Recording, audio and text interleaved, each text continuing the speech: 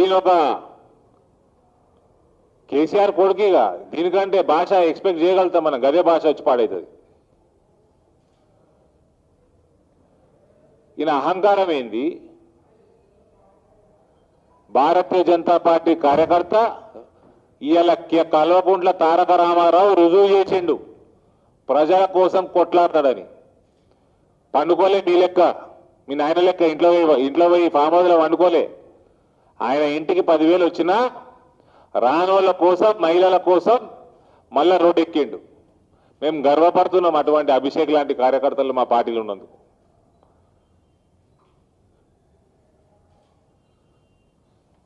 ఒళ్ళు దగ్గర పెట్టుకో కేటీఆర్, ఖబర్దార్ ఇంకోసారి భారతీయ జనతా పార్టీ కార్యకర్తల గురించి చిల్లర రాజకీయాలు చేస్తున్నావు, కించపరుస్తున్నట్టు మాట్లాడితే ఊరుకునేది లేదు.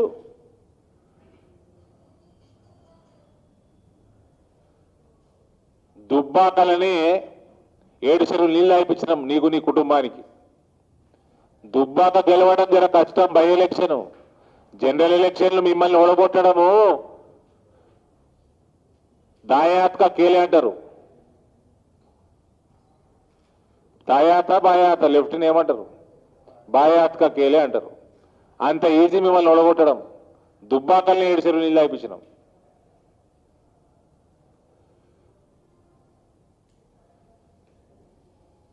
సిరిసిల్లాలో నువ్వు ఓడకపోతే నన్ను అడుగు, నెక్స్ట్ ఎలక్షన్. అంత వ్యతిరేకత ఉన్నది నీ మీద, నీ అహంకారం.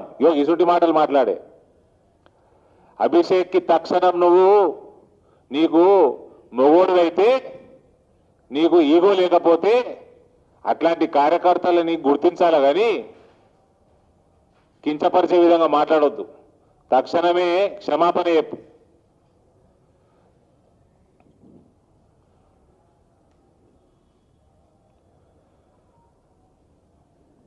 ఈయన 800 మందితోటి డిజాస్టర్ రెస్పాన్స్ ఫోర్స్ పెట్టుకున్నాడట.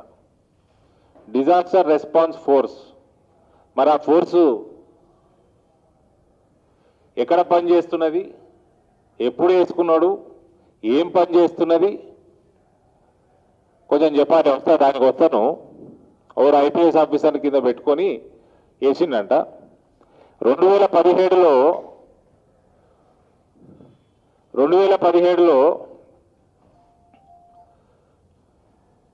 ఈయన అసెంబ్లీలో మాట్లాడుకుంటూ కిర్లోస్కర్ కమిటీ ఇచ్చిన report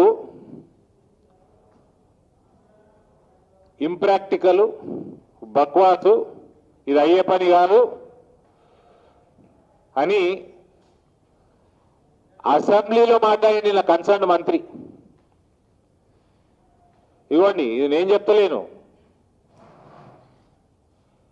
KTR said that the removal of illegal encroachments on stormwater drains in the city, as had been recommended by the Kirloskar committee after the floods in Hyderabad in the year 2000, was impractical. While replying during the question hour in the assembly, Mr. Rao said that for the recommendations of Kirloskar committee to be implemented, the government would have to demolish about 28,000 buildings, for which it would have to pay a total of rupees 12,000 crores. ఉన్నది. ఇది నేను చెప్పేది కాదు, పత్రికలలో వచ్చింది. ఈయన అసెంబ్లీలో మాట్లాడింది. నిన్న అదే కమిటీ గురించి మాట్లాడి ఇదే 28,000 కోట్లల్లో ఎన్నో ఊలగొట్టినాం, ఇంకా కొన్ని పెండింగ్ ఉన్నాయి అని అబద్ధాలు చెప్తా ఉన్నాడు. KTR, నువ్వు 2014 నుంచి మంత్రిగా ఉన్నావు. 7 సంవత్సరాలు అవుతున్నది. నువ్వు ఏమి ఏడ్చినావు? ఇటువంటి విపత్తులు రానియకుండా చూడాలంటే ఏం చేయాలనో నరేంద్ర మోడీ గారి దగ్గర నేర్చుకో. 2005 సంవత్సరం 2005 నరేంద్ర మోడీ గారు ముఖ్యమంత్రి. ఎన్క్రోచ్మెంట్స్, ఇల్లీగల్ ఎన్క్రోచ్మెంట్స్, వీళ్ళకి ఎంతసేపు లేస్తే ఓల్డ్ సిటీలో ఓవైసీ ఉంటాడు భయం, ఓటు బ్యాంకు రాజకీయాలు, ముస్లింల ఓట్లు కావాలి, అక్కడ ఒక పాన్ దుకాణం తీయాలన్నా KTR ప్యాంటు తడుస్తుంది. ఈ రాజకీయాలు చేసి నడవదయా 2005 సంవత్సరం గుజరాత్ రాష్ట్రం అర్బన్ డెవలప్మెంట్ ఇయర్గా డిక్లేర్ చేసి 143 చిన్న పెద్ద పట్టణాలలో రాష్ట్రంలో 2 లక్షల ఎన్క్రోచ్మెంట్లు తీసి బయటపడేసిండు. ఇల్లీగల్ ఎన్క్రోచ్మెంట్ డిమాలిషన్ డ్రైవ్ పెట్టేసి అదే సంవత్సరంలో మున్సిపల్ ఎన్నికలు ఉన్నాయి గుజరాత్లో. ఓవర్ కేర్ చేయము, ఓట్ల కోసం కేర్ చేయము, బీజేపీ వాళ్ళం ఎలక్షన్ల కోసం కేర్ చేయము, ప్రజల ఇంట్రెస్టే ప్రయారిటీ. 2 లక్షల ఎన్క్రోచ్మెంట్స్ తీసి బయటపడేసారు. మళ్ళా అదే ఎన్నికలలో అదే సంవత్సరంలో మున్సిపల్ ఎన్నికలలో 90% సీట్లు మోడీ గారి నాయకత్వాన గుజరాత్లో బీజేపీ మున్సిపల్ ఎలక్షన్లు గెలిచింది. 90% సీట్లు గెలిచింది. డిసైసివ్ ఉండాలి గవర్నమెంట్ అడ్మినిస్ట్రేషన్లో. ఓవైపు చెంచాగిరి చేయడంలో అడ్మినిస్ట్రేషన్ అనరు. నేర్చుకో. మళ్ళీ ఏమనంటే 800 మందిని పెట్టి డిఆర్ఎఫ్ వేసిన, దానికో ఐపీఎస్ ఆఫీసర్ని పెట్టిన, ఎన్ని టీంలు వేసిండండి ఇలా? 9 అంటే 920 టీంల 920 టీమ్స్ వేసిండట. మానవనీయమైన కోణంతో అయితే వేసిండట. అబ్బా, ఇంకోటి ఈయన ఏమంటాడు, నేను స్వయాన తిరిగినా అంటాడు. నువ్వు స్వయాన తిరగకపోతే ఎవరు చెప్తావు? నీ డ్రైవర్ చెప్తావా? నీకు జీతం ఇస్తున్నారా నాయన? హైదరాబాద్ ప్రజలు నీకు జీతం ఇస్తున్నారు. మీ నాయనకి 4,10,000 జీతం. ఏం పొడిచిండని ఇస్తున్నారు 4,10,000? ప్రధానమంత్రి జీతం 2,80,000. వెంకయ్యనాయుడు గారి జీతం 4 లక్షలు. ఉపరాష్ట్రపతి, చీఫ్ జస్టిస్ ఆఫ్ ఇండియా జీతము 2,80,000. 10 గంటలు 12 గంటలు 16 గంటలు చేస్తారు మోదీ గారు పని. మీ నాయన ఏం చేస్తాడా? 365 రోజులలో 360 రోజులు ఫామ్ హౌస్లో అంటాడు. 5 రోజులు బయటకు వస్తాడు కేబినెట్ మీటింగ్కు. దుబ్బాకల ఎన్నికలు ఓడిపోతున్నామని ఉరికిండు జనగాంకి. గసంటి టెన్షన్ వచ్చినప్పుడు, సురుకు తగిలినప్పుడు బయటికి వెళ్తాడు. లేదా 360 రోజులు తిని తాగి బద్ధం అంటాడు ఫామ్ హౌస్లో. 4,10,000 జీతం. రాష్ట్రపతి తర్వాత ఈ దేశంలో అందరికంటే ఎక్కువ జీతం ఉన్నది కేసీఆర్కి. అది కూడా ఎందుకు సెకండ్ ఉన్నదంటే, రాష్ట్రపతి కంటే ఎక్కువ వాళ్ళు తీసుకోవద్దు రాజ్యాంగం ప్రకారం. గది లేకపోతే ఈ మహానుభావుడు ఎప్పుడో రాష్ట్రపతిని కూడా దాటిపోవు, ట్రంప్ను కూడా దాటిపోవు. ఇప్పుడు వీళ్ళందరూ ఎందుకంటే కర్మ ఇవన్నీ తీసుకొస్తుండే, ఎందుకంటే జిహెచ్ఎంసీ ఎలక్షన్లు వస్తున్నాయి, దుబ్బాక వీకెటట్టున్నది. జిహెచ్ఎంసీ పరిస్థితి ఏందని ఆడికే వస్తాయి. ఇప్పుడు మీడియా మిత్రులు అందరికీ ఒకసారి 7 సంవత్సరాలు వెనకకు తీసుకుపోతున్నా. కొంచెం హైదరాబాద్ని ఏం చేస్తా అన్నాడో కొంచెం దయచేసి అందరూ వినండి. చారిత్రక నగరమే, భవిష్యత్తులో నగరమే, కోట్ల మంది ప్రజలు జీవించే నగరమే. ఇంకా రేపు తెలంగాణ వచ్చిన తర్వాత ఈ నగరం ఇట్లా ఉండాలి. హైదరాబాద్కు 100 కిలోమీటర్ల రేడియస్లో మేము బ్రహ్మాండమైనటువంటి శాటిలైట్ టౌన్షిప్ తెచ్చుకుంటాం. ఒక పక్కన సినిమా సిటీ ఉంటుంది, ఇంకో పక్కన ఫార్మా సిటీ ఉంటుంది, ఇంకో పక్కన ఎడ్యుకేషన్ సిటీ ఉంటుంది. హైదరాబాద్ చుట్టూ మెట్రో రైలు వస్తుంది. దాని నుంచి మొత్తం కంప్లీట్ కనెక్టివిటీ ఇంటర్నేషనల్ ఎయిర్పోర్ట్ కూడా ఉంటుంది. మేము బ్లూ ప్రింట్ తయారు చేసి పెట్టుకున్నాం. రేపు హైదరాబాద్ ఎట్లున్నానో, ఏ హైదరాబాద్ చూడాలని తెలంగాణ ప్రజలు కలవగంటున్నారో మాకు అవన్నీ కూడా ఉన్నాయి. ఇక్కడ అమాయకంగా వెళ్ళి లేరు. రేపటి నుంచి దుమ్ములు ఎత్తాం. మెట్రో రైలు వెంటనే ఆపాలి. మెట్రో రైలు ప్రాజెక్టు నేను ముఖ్యమంత్రి గారిని ఎల్ఐసి వాళ్ళు హెచ్చరిస్తా ఉన్నా. హైదరాబాద్ నగరంలో రక్తం ఏర్లై మారినా సరే మెట్రో రైలు మాత్రం అనుమతించాం. ఎట్టి పరిస్థితులలో మీరు జబర్దస్త్ ఇద్దు కడతామంటే మీ ముఖ్యమంత్రులు మంత్రులు కూడా హైదరాబాద్ లో ఒక గజం కూడా తిరగలేరు. తస్మాత్ జాగ్రత్త. ప్రజలు ఇక్కడ వాళ్ళు అక్కడనే విజృంభిస్తారు. మహిళలు కూడా రోడ్డు మీదకి వచ్చి మీ కాళ్ళను పట్టుకుని రక్షించే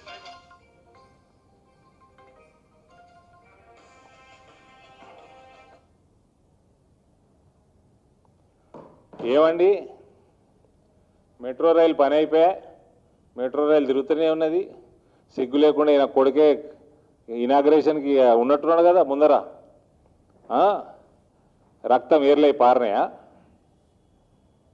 ఏర్లై పారినాయా? ఆపేద్దామన్నాడు కదా. ఎంత కమ్ముడు పోయింది నీ రక్తం ఎల్లంటోనికి? చెప్పు కేసీఆర్, ఎంత కమ్ముడు పోయావు? ఇంకేమంటాడు? సినిమా సిటీ, ఫార్మా సిటీ, ఇది బ్రహ్మాండమైన నగరం, భవిష్యత్తున్న నగరం, చారిత్రక నగరం, కోట్లాది మంది నివసించే నగరం. ఒక దిక్కు ఫార్మా సిటీ ఉండాలా, ఒక దిక్కు సినిమా సిటీ ఉండాలా, ఒక దిక్కు ఎడ్యుకేషన్ సిటీ ఉండాలా, అవన్నిటికి కనెక్టివిటీ ఉండాలా, అవన్నీ కూడా ఎయిర్పోర్ట్కి కనెక్ట్ అయి ఉండాలా. మాకు బ్లూ ప్రింట్ తయారై ఉన్నదట. మరి 2013లోనే బ్లూ ప్రింట్ తయారై ఉంటే మరి ఏడున్నది బ్లూ ప్రింట్? బ్లూ ప్రింటా, బ్లూ లేబులా? ఏం తయారై ఉన్నది కేసీఆర్? ఎన్ని రోజులు మభ్య పెడతావా జనాలని? ఎన్ని రోజులు మభ్య పెడతావు? మళ్ళా దానికి ఈ పనికి వాళ్ళ ప్రెస్ మీట్లు ఏమంటారండి? ఈయన స్వంతంగా తిరిగిందట, స్వయానా తిరిగిందంట. దానికి జవాబు, you are paid for it KTR. మీ నాయనకు కూడా ఇస్తున్నారు, మీ నాయన తీసుకొని తిరుగు. నువ్వు ఒక్కడే కాదు, కిషన్ రెడ్డి గారు ఎందుకు తిరగలేదండి? నేను చూసిన టీవీలలో బాధాప్త దుబ్బాక ఎలక్షన్ల మీద మేమట ఓట్ల వేటలు ఉన్నామట, వీళ్ళట దుఃఖంలో ఉన్న ప్రజల వెంట ఉన్నారట, మేమట ఓట్ల వేట ఉన్నామట. మా దుబ్బాక నడుస్తా ఉంటే, ఎన్నికల ప్రచారం నడుస్తూ ఉంటే కిషన్ రెడ్డి గారు వర్షంలో తిరుగుతూ ఉన్నారు ఈడ సిటీలో. నీకేం తెలుసురా నాయన నగరం? కిషన్ రెడ్డి గారికి ఇల్లు తెలుసు, గలి గలి తెలుసు హైదరాబాద్లో. నువ్వు ఈ 920 టీంలు ఒక్క టీం అన్న కిషన్ రెడ్డి గారు ఏమన్నా పెట్టినావా? ఒక్క ఆఫీసర్ అన్న పెట్టినావా? నీది ఈ డిజాస్టర్ రెస్పాన్స్ ఫోర్సు ఏం చేస్తున్నది? కేంద్ర హోంమంత్రి, సహాయ మంత్రి ఉన్నప్పుడు ఇక్కడ వర్షాలు తిరిగేటప్పుడు వరదలల్లా ఏం చేస్తున్నారు వీళ్ళందరూ? ఒక్కడని ఉన్నాడా? వీళ్ళందరినీ టీంలు వేసినాము, ఈ ఫోర్స్ వేసినామని వాళ్ళ జీతాలు తెప్పించుకుంటా అవి కూడా వేసుకపోయే రకం నువ్వు మీ అయ్యా. ఏడున్నారు ఇవన్నీ? ఎవరు కనబడితేనే లేవు. హోంమంత్రి వర్షంలో తిరుగుతా ఉంటే మీ ఆఫీసర్లు ఎక్కడున్నారు? తక్షణ సహాయం కింద కేంద్రం నుంచి 224 కోట్లు వచ్చినాయి అక్టోబర్ నెలలో. అదే నెల 202 కోట్లు రోడ్ల మరమ్మత్తు కోసం వర్షాలతోటి ఖరాబ్ అయినందుకు వచ్చినాయి. 426 కోట్లు వచ్చినాయి. ఒక్క పైసా రాలేదంట. ఉన్నది లిస్టున్నా చదువుతా, ఆగు చదువుతా, చచ్చిపోతావు విని. చెవులకి రక్తాలు ఎత్తే మీకు కలవకుంటే వాళ్ళకి ఎన్ని పైసలు వచ్చినాయి కేంద్రం నుంచి వింటే తలెత్తుకొని తిరగలేరు. ఓవైసీ చెంచాలారా?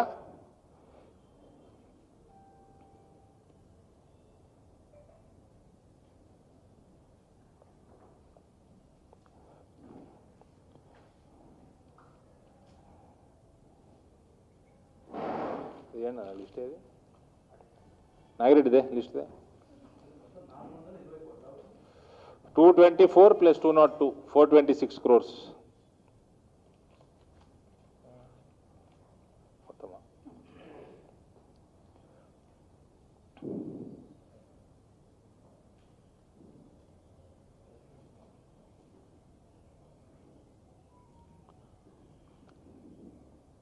డబల్ డెక్కర్ బస్సులు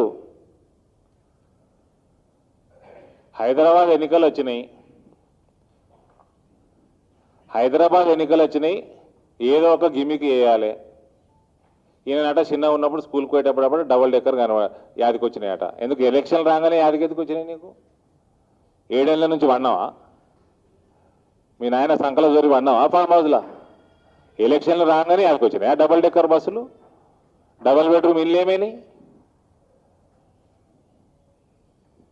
డబల్ బెడ్రూమ్ ఇల్లు కట్టరా నాయన అని 3,100 కోట్లు కేంద్రం నుంచి వచ్చినాయి. దాని లెక్క లేదు, పత్రం లేదు, పైసలు వాపస్ అడిగారు సిగ్గు లేకుండా మీకు. డబల్ డెక్కర్ బస్సులట. ఎందుకు తమాషా ట్వీట్ల మీద తమాషాలు చేస్తూ ఉంటారు. ఈయనట అలా మంత్రికి ట్వీట్ చేస్తారట. ఆ మంత్రి ఎందుకు జనాలు చూడాలని ఫోన్ లేదారా నాయన? డ్రామా, సర్కస్ దుకాణము, పెద్ద జోకర్గాన్లు తయారైనరా మీరు. ట్విట్టర్ ఎందుకురా భయ్? డబల్ డెక్కర్ బస్సులు ఉంటే ఫోన్ చేసుకో, పెట్టిచ్చేసేయి. ఎలక్షన్ రాగానే డబల్ డెక్కర్ యాదకి వచ్చిన అది నీకు. ఇప్పుడు ఆ కేసీఆర్ స్పీచ్ విన్నారు కదా, ఈయనకు ఓడి మాట్లాడమన్నాడు అవన్నీ. హైదరాబాద్ని డైలస్ చేస్తా, ఓల్డ్ సిటీని ఇస్తాన్బుల్ చేస్తా, ట్యాంక్ బండ్ని కొబ్బరి నీళ్ళతోటి నింపుతా, ఆ సిటీ ఈ సిటీ శాటిలైట్ టౌన్షిప్లు. ఎవడు మాట్లాడమంటాడు ఈయనని? రైతులకు సన్నబియ్యం ఏమని నిన్ను ఓడని చెప్పమన్నాడా? నువ్వు ఇస్తున్నావు ఆధారా? నువ్వు ఇస్తున్నావు ఆధారా? నువ్వు ఎవరికి చెప్పన్నాడు? ఈ కేసీఆర్ ఎట్లా ఆ బయలు ముజే మారన్నట్టు మనం అందరం చిన్న ఉన్నప్పుడు, ఇప్పుడు ఉన్నాయో లేవా బొమ్మలు, గాలి ఊది ఇంత పెద్దగా బొమ్మ పిల్లగాళ్ళకి, ఆ ముక్కు మీద హిట్ మీ అని ఉంటుంది. దాని మీద హిట్ అంటే కీస్ సప్పుడు వస్తుంది, పిల్లగాళ్ళు ఆడుకుందరు. ఈ కేసీఆర్ ముఖం చూసి, ఆయన ముక్కు చూసి, ఆయనకి ఇటువంటి మాటలు ఎవడు మాట్లాడమని నిన్ను? ఆ బయలు మ్యూజియం అన్నాడు. రేపు జిహెచ్ఎంసీ ఎన్నికలలో హైదరాబాద్లో నీ ముక్కు మీద గుద్దుతే కీసుమంటావు. ఇవన్నీ పనికిమాలిన మాటలు. నిన్ను రైతులకి వాళ్ళు ఏదో రైతులు వాళ్ళు వేసుకుందరు ఏదో ఒకటి వరి, కేంద్రం ఇస్తూనే ఉన్నది పైసలు, వాళ్ళు ఇచ్చేది ఇస్తున్నా. ఈనాడు సన్న వరి ఏమంటారు? ఆ వరికి ఏమో పెట్టుబడి ఎక్కువ, దిగుబడి తక్కువ, రోగాలు వచ్చే రిస్క్ ఎక్కువ. నీకు ఏం తెలియంది? ఓ 2 డైలాగులు కొట్టేస్తాడు, పిక్తాడు, అయిపోయాయి. ఇలా నయా పైసా ఎక్కిస్తలేడు. నిన్ను ఎవడనమాట డైలాగులు? ఆ ట్యాంక్ బండ్ల కొబ్బరి నీళ్ళతో నింపచ్చా అండి? చెప్పండి. కిర్లోడన్నా సరే ఏమని అనొచ్చు. ఆ పొద్దు ఏ ఆడ పడితే ఆడ కొబ్బరి చెట్లే ఉంటాయి. ఆడ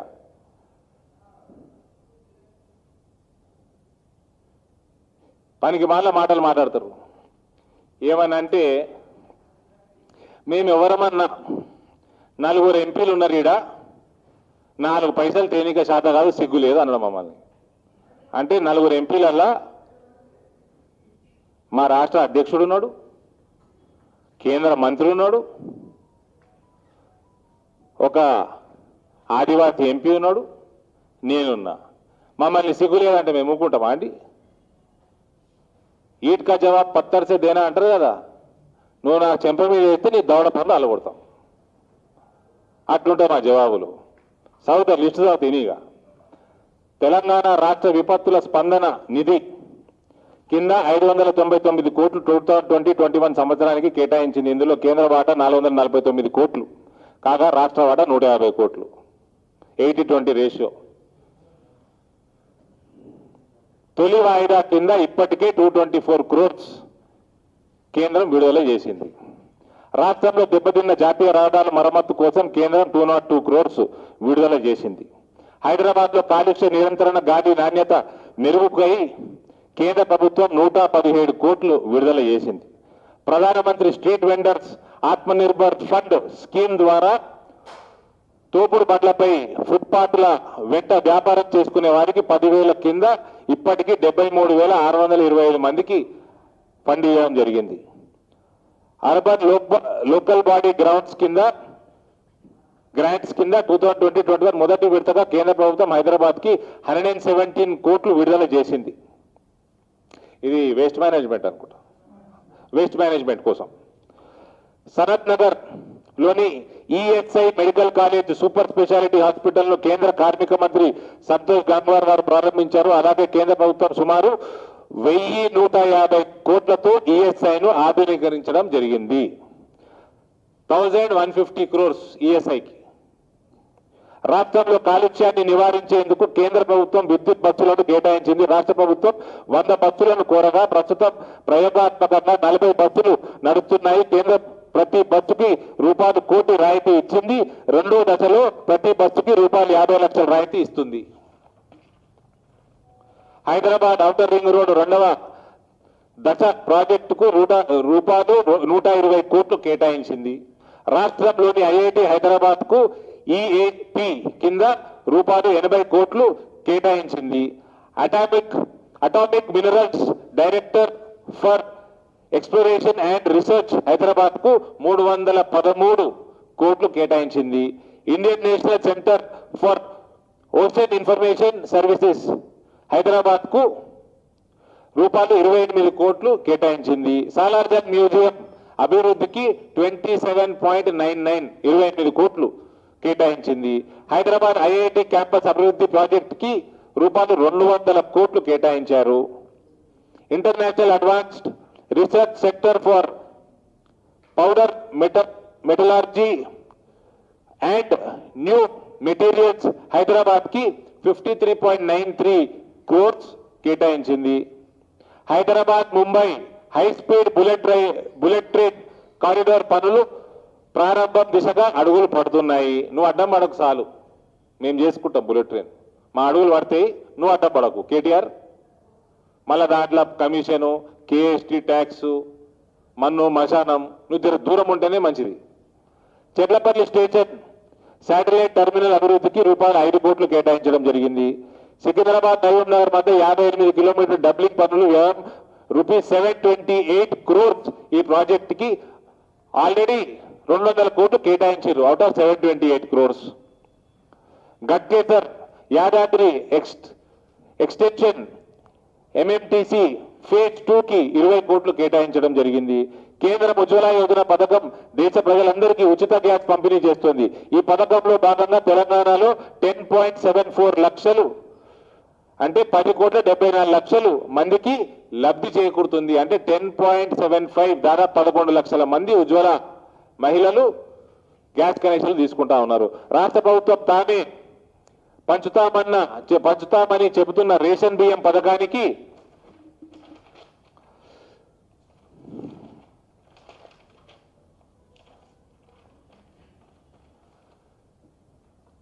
2016-17 కాలానికి 1,716, 17-18 కి 3,853, 2019-20 కి 4,858, 2020-21 సెప్టెంబర్ 14 నాటికి 4,490 క్రోర్స్ కేంద్ర ప్రభుత్వం సబ్సిడీ చెల్లించింది. అంటే బియ్యంకే ప్రతి సంవత్సరం 4 నుంచి 5 వేల కోట్లు తెలంగాణ ప్రజల కోసం, పేద ప్రజల కోసం కేంద్రం కేటాయిస్తుంది. ప్రధానమంత్రి ఆవాస్ యోజనలో భాగంగా తెలంగాణకు గత 6 ఏళ్లలో 2,02,541 ఇళ్లు మంజూరు చేస్తే ఇప్పటి వరకు 3,382 కోట్లు మంజూరు చేశారు. 2,237 కోట్లు విడుదల కూడా చేశారు. ఇప్పటి వరకు ఎవరికి కట్టిండ్రు బెనిఫిషరీస్ లిస్టు ఇప్పటి వరకు ఇచ్చిన పాపన ఓలే కేసీఆర్ ప్రభుత్వం. నాకు గుర్తున్నంత వరకు 1.5 year బ్యాక్ డబ్బులు రిటర్న్ ఇవ్వమని కూడా లెటర్ రాసిరు ఈయనకి విత్ ఇంట్రెస్ట్. మరి ఇంట్రెస్ట్ లేకుంటే నడుస్తుందన్న. మోదీ గారి దగ్గర ప్రతి లెక్కకి లెక్కపత్రం పక్కా ఉంటుంది ఆడ.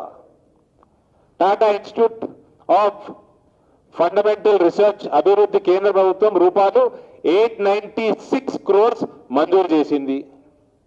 21వ శతాబ్దంలో విజ్ఞాన శాస్త్రం అభివృద్ధి దాని స్థితిగతులపై అధ్యయనం చేస్తారు. గోపన్పల్లిలో 200 ఎకరాల ఏర్పాటు చేసిన ఈ సంస్థలో ప్రస్తుతం 100 మంది విద్యార్థులు, 25 మంది అధ్యాపకులు ఉన్నారు. రానున్న 5 ఏళ్లలో సంస్థ పూర్తి స్థాయిలో అందుబాటులోకి రానుంది. సంస్థ పూర్తి స్థాయిలో అందుబాటులోకి వస్తే 1,500 రీసెర్చ్ విద్యార్థులు, 500 మంది పోస్ట్ డాక్టరల్, 250 మంది అధ్యాపకులు బోధిస్తారు. ఇక్కడ కేంద్ర ప్రభుత్వం బేటీ బచావ్ బేటీ పడావ్ స్కీమ్ కోసం కేటాయించిన నిధులలో రాష్ట్ర సర్కార్ పూర్తి స్థాయిలో వాడుకోవట్లేదు. 2015 నుండి ఇప్పటి వరకు కేంద్రం 6 crores 17 lakhs కేటాయిస్తే అందులో 3 crore 81 lakhs మాత్రమే ఖర్చు చేసింది. సగం ఖర్చు చేయలే. అది వీళ్ళకి మహిళల మీద, పిల్లల మీద ఉన్న కమిట్మెంట్. ఎయిమ్స్ బీబీ నగర్ దానికి 100 కోట్లు. కరెక్ట్ నాకు ఇంకా కరెక్ట్ లెక్క రాలే. తెలంగాణలో కరోనా కట్టడికి రాష్ట్ర విపత్తు సహాయ నిధి వలస కార్మికుల సహాయార్థం దీని బైఫర్కేషన్ పెద్ద లంబా లిస్ట్ ఉన్నది. COVID-19 ఇంతకుముందు చెప్పిన నేను 7,000 crores ఫస్ట్ ఫేజ్ లో ఇచ్చింది. దాని తర్వాత ఆత్మనిర్భర్ భారత్కి ఇది ఇచ్చింది వస్తున్నాయి. ఇట్లా చెప్పుకుంటా పోతే ఇగో ఇంకోటి లిస్టు. ఎఫ్సిఐ రామగుండం 5,000 కోట్లు, డిఫెన్స్ ప్రాజెక్టులు 1,200 కోట్లు మన రాష్ట్రంలో, ఆదిలాబాద్ వరంగల్ మెడికల్ కాలేజీలు 300 కోట్లు, నేషనల్ హైవేలకి 3,300 కోట్లు మన ప్రాంతంలో ఉన్నదానికి, పిఎం సడక్ యోజన గ్రామీణ సడక్ యోజన కింద 2,200 కిలోమీటర్స్,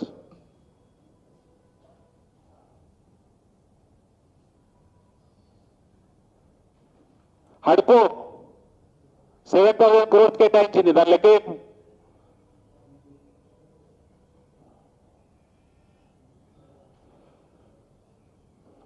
వేరవులకి 4,000 crores సబ్సిడీలు. ఇట్లా చెప్పుకుంటా పోతే ఇంకా చాలా ఉన్నదండి. ఈ మీ హరీష్ రావు నువ్వు పనికి వాళ్ళ ఛాలెంజ్లు కాదు. కేంద్ర ప్రభుత్వం 2014 నుంచి ఇలాంటి వరకు రూపాయి రాలే మేము కట్టిందే మాకు ఇస్తున్నారు, మేము కట్టిందే మాకు ఇస్తున్నారు కాదు. అడిషనల్గా ఎంత ఇచ్చినామో చర్చకి సిద్ధం. నీ రాజీనామా నా రాజీనామా తోటి ప్రజలకు ఒరిగేదేం లేదు. మొత్తం ప్రభుత్వం రాజీనామా చేస్తామంటే ఏపూరి మొత్తం మీకున్నది కొనుక్కున్న ఎమ్మెల్యేలు, మీకు గెలిచిన ఎమ్మెల్యేలు, ఆ కాంగ్రెస్ వాళ్ళు అందరూ గంప కొత్త రాజీనామా చేసి ప్రభుత్వం పడేసుకుంటామంటే ఎలక్షన్లకు పోదామంటే చెప్పుండ్రి, డిస్కషన్కి వస్తాం. బీజేపీ నుంచి ఈ హరీష్ రావు ముక్కు భూమికేసి రాస్తేంది, హరీష్ రావు వేలాడుకుంటేంది, చెట్టుకి ఉరి ఎత్తుకుంటేంది, మాకేమొస్తుంది? నువ్వు ఉన్నా ఒకటే లేకున్నా ఒకటే. నువ్వు తెలంగాణ ప్రాంతానికి ఇంకో రాహుల్ గాంధీవి, నువ్వు ఉండాలి. నువ్వు టీఆర్ఎస్లా యాక్టివ్గా ఉండాలి. ఇటువంటి పనికి మళ్ళీ ప్రెస్ మీట్లు పెట్టాలి. నీ దౌడలు నువ్వే కొట్టించుకోవాలి. మళ్ళీ చెప్తున్నా నేను ఇవాళ దుబ్బాకల గెలవడం, దుబ్బాకలని 3 చెరువులు నీళ్ళు అయిపించినాము. అక్కడ బై ఎలక్షను ఇంకా 3 ఏళ్ళ ఇలా గవర్నమెంట్ ఉన్నది. అది గెలవడం కష్టం, అదే గెలుస్తున్నాం మేము. నిన్ను జనరల్ ఎలక్షన్లో మిమ్మల్ని మామూలుగా తుక్కు కూడా కొట్టడం ఈజీ. 100% ఓడగొట్టి తీరుతాం.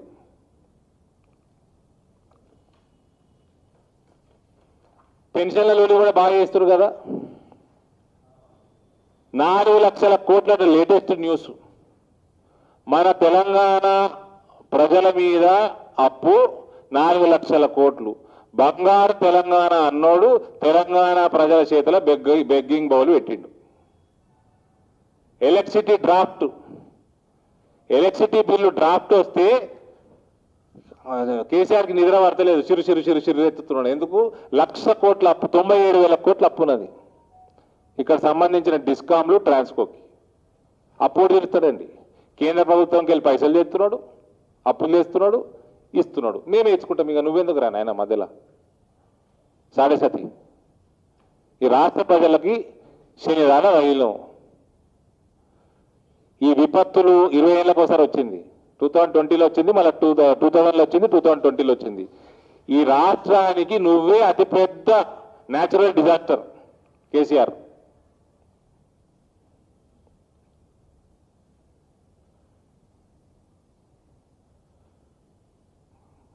మళ్ళీసారి చెప్తున్నా, ఒళ్ళు దగ్గర పెట్టుకొని మాటలు తిన్నగా వస్తే మీకే మంచిది. లేకపోతే తెలంగాణ ప్రజలు రానున్న జిహెచ్ఎంసీ ఎన్నికలలో హైదరాబాద్ ప్రజలు నీ పార్టీని కళ్ళు గాండ్రాంగా బుద్ధ పెడతారు. తెలంగాణ యాసలు అంటారు కదా, కళ్ళు గాండ్రాంగా బుద్ధ పెడతారు, మీ తలపండు అలపొడతారు.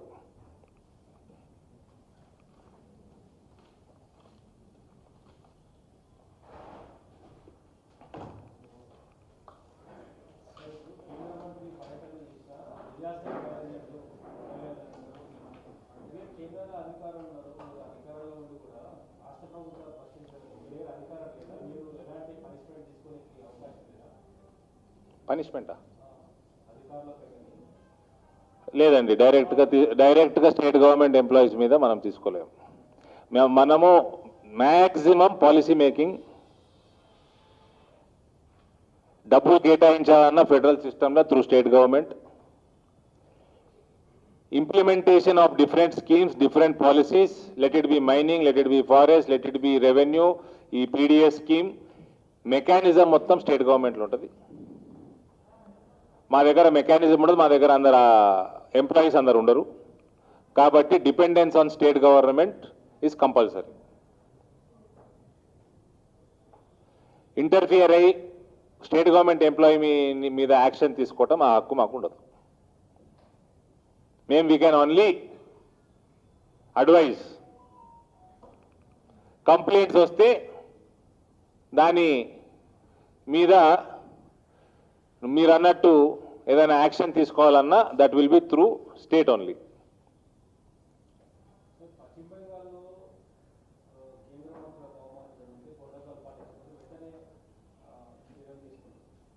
తెలంగాణ దుబాకలో మీ పార్టీ అధ్యక్షుడిని అడ్డుకుంటే అరెస్ట్ చేసి దెబ్బకొడితే పోలీసులపై ఎలాంటి మీ కేంద్ర సాయం హోం సాయం అంటే చర్యలు తీసుకోలేదు.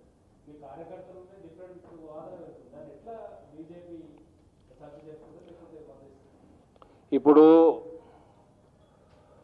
బండి సంజయ్ గారి మీద ఏదైతే దౌర్జన్యం చేసినారో ఇక్కడ పోలీస్ యంత్రాంగం, దాని మీద యాక్షన్ తీసుకోలేదు అనటం తప్పు. ఎలక్షన్ కమిషన్ ఇమీడియట్గా స్పందించింది. ఆయన పైన ఇంకొక స్పెషల్ ఆఫీసర్ని పెట్టడం జరిగింది. BC commission which is under centres purview స్పందించడం జరిగింది. కేసు బుక్ చేయడం జరిగింది. ఆ హియరింగ్లు కూడా మొదలైన వీళ్ళిచ్చే రిప్లై కూడా ఇవ్వడం జరిగింది. అది నాకు అందిన సమాచారం ప్రకారం సాటిస్ఫాక్టరీ లేదు. కాబట్టి ఆ హియరింగ్లు జరుగుతాయి. ఈ ఐపీఎస్ ఆఫీసర్కి తప్పకుండా ఆయన పొరపాటు చేసినట్టు వీడియోలలో కనబడుతూనే ఉన్నది. So this IPS officer might face the music. ఆయన పశ్చాత్తాప పడతాడు కూడా. ఆయన మీద ఇన్వెస్టిగేషన్ అంతా అయిపోయాక చర్య కూడా ఉంటుందని నేను అనుకుంటున్నాను. ఎందుకంటే దాంట్లో పెద్ద ఇన్వెస్టిగేషన్ చేసేది కూడా ఏం లేదు. బండి సంజయ్ గారు నేను ఇంతకుముందు చెప్పినట్టు ఆయన మీద ఏమైనా క్రిమినల్ ట్రాక్ రికార్డ్ లేదు, ఆయన మీద ఏమి రౌడీ షీట్ లేదు. ఆయనని ఆ విధంగా పోలీస్ వ్యాన్లో ఆయనకి దెబ్బలు తగులుకుంటూ ఫిజికల్గా అసాల్ట్ చేసి కుక్కి తీసుకుపోవాల్సిన అవసరం లేకుండే. దీన్ని బట్టి క్లియర్గా తెలుస్తూ ఉన్నది ఐపీఎస్ ఆఫీసరు గులాబీ కండువ వేసుకొని డ్యూటీ చేస్తున్నట్టు. ఆ వీడియో చూస్తే చెప్పవచ్చు, ఇక దానికి పెద్ద ఏం లేదు. సో బట్ ఏమంటారు, మన law will take it own course. వాళ్ళ టైం తీసుకుంటారు, వాళ్ళు తప్పకుండా చర్య తీసుకుంటారు.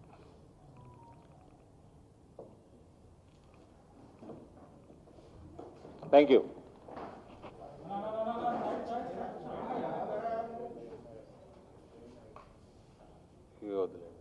వాళ్ళకి దీంట్లోనే పెట్టేసుకుంటారు.